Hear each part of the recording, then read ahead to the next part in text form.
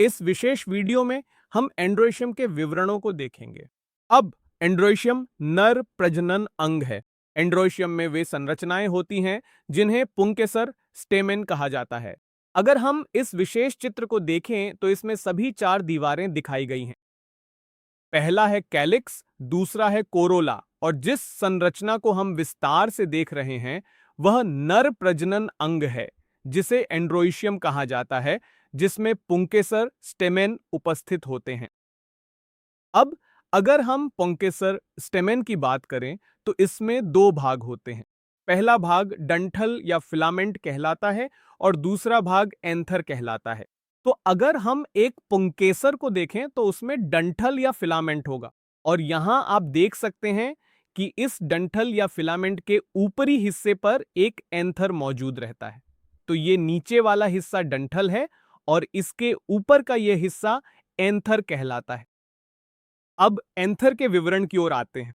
अब यह विशेष एंथर आमतौर पर 2 लोब्स खंड वाला होता है।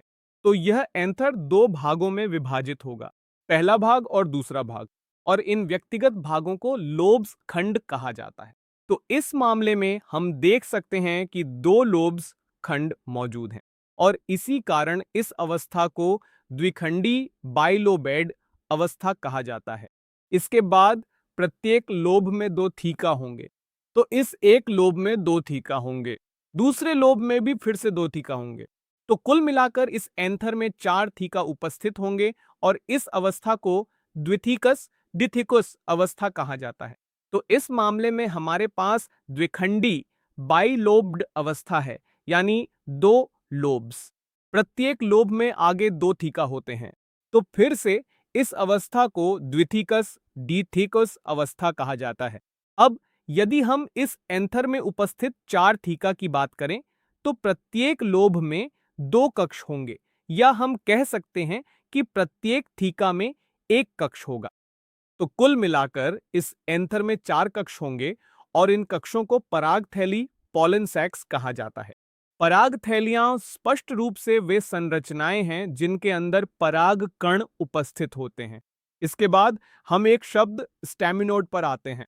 अब आदर्श रूप से किसी भी पुंकेसर में एक डंठल और एक एंथर होना चाहिए।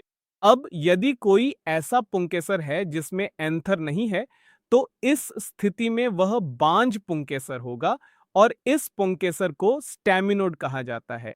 अब पुंकेसर विभिन्न प्रकार के हो सकते हैं। ऐसे मामले हो सकते हैं जिनमें पुंकेसर पंखुड़ियों के साथ जुड़े होते हैं या पुंकेसर पेरियंथ के साथ जुड़े हो सकते हैं। अब यहां ध्यान देने वाली बात यह है कि पेरियंथ वह स्थिति थी जिसमें कैलिक्स और कोरोला के बीच कोई भेद नहीं था। अब यदि पुंकेसर पंखुड़ियों से जुड़े होते हैं तो इस विशेष स्थिति को एपिपेटलस स्थिति कहा जाता है और इसका उदाहरण है बैंगन। दूसरा मामला वह है जब पुंकेसर पेरियंथ से जुड़े होते हैं और इस स्थिति को एपिफाइलस स्थिति कहा जाता है, जो लिली के मामले में पाई जाती है। इन दोनों स्थितियों यानी एपिपेटलस और एपिफाइलस को कवर करने के बाद ऐसे मामले हो सकते हैं जिनमें पुंकेसर आपस में जुड़े होते हैं या ये जुड़े नहीं होते। तो इन मामलों को पॉलीएंड्रस स्थिति कहा जा सकता है। यहां एडेल्फस स्थिति भी हो सकती है, यहां सिंगेनीसियस स्थिति भी हो सकती है। तो हम इन स्थितियों के विवरण को देखेंगे। पहली स्थिति जिसे हम देखेंगे वह है पॉलीएंड्रस स्थिति। अब पॉलीएंड्रस स्थिति वह होती है जिसमें पुंकेसर स्वतंत्र होते हैं। फूल के इन पुंकेसरों के बीच आपस में किसी भी प्रकार का जुड़ाव या लगाव नहीं होता है और इसे ही हम मुख्य रूप से पॉलीएंड्रस का मामला कहते हैं। दूसरे मामले में पॉलीएंड्रस में कोई जुड़ाव नहीं था, पुंकेसर स्वतंत्र थे, और यदि पुंकेसर जुड़े हुए हैं तो यह दूसरी स्थिति है जिसके बारे में हम बात करते हैं और इसे 2 प्रकारों में विभाजित किया जा सकता है। पहला हो सकता है एडेल्फस स्थिति और दूसरा हो सकता है सिंगेनीसियस स्थिति। अब जैसा कि हमने पुंकेसर की संरचना में देखा, उसमें 2 भाग होते हैं। पहला भाग था डंठल या फिलामेंट और दूसरा भाग था परागकोश एंथर। अब यदि विभिन्न पुंकेसरों के डंठल आपस में जुड़े हों तो यह एक डंठल है।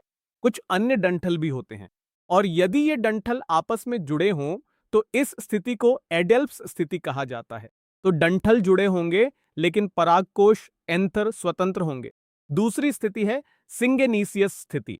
सिंगेनीसियस स्थिति में परागकोश एंथर आपस में जुड़े या एकीकृत होंगे, लेकिन डंठल स्वतंत्र रहेंगे। तो यह बिल्कुल विपरीत है। तो पहली स्थिति वह है एडेल्फस स्थिति। इसमें हम देखेंगे कि डंठल आपस में जुड़े होते हैं। अब आगे यह एडेल्फस स्थिति मोनोडेल्फस, डाइएडेल्फस या पॉलीडेल्फस हो सकती है। अब यदि जुड़े हुए फिलामेंट्स एक ही गुच्छा बनाते हैं, तो फिलामेंट्स एक ही गुच्छा बनाते हैं, इसे मोनोडेल्फस स्थिति कहा जाएगा, जो चाइना रोज में पाई जाती है। यदि फिलामेंट्स दो गुच्छों में जुड़े होते हैं तो इसे डाइडेल्फस स्थिति कहा जाएगा। और यदि फिलामेंट्स दो से अधिक गुच्छों में जुड़े होते हैं, यानी दो से अधिक गुच्छे होते हैं, तो इस स्थिति को पॉलीएडेल्फस स्थिति कहा जाएगा। पहली स्थिति चाइना रोज में पाई जाती थी।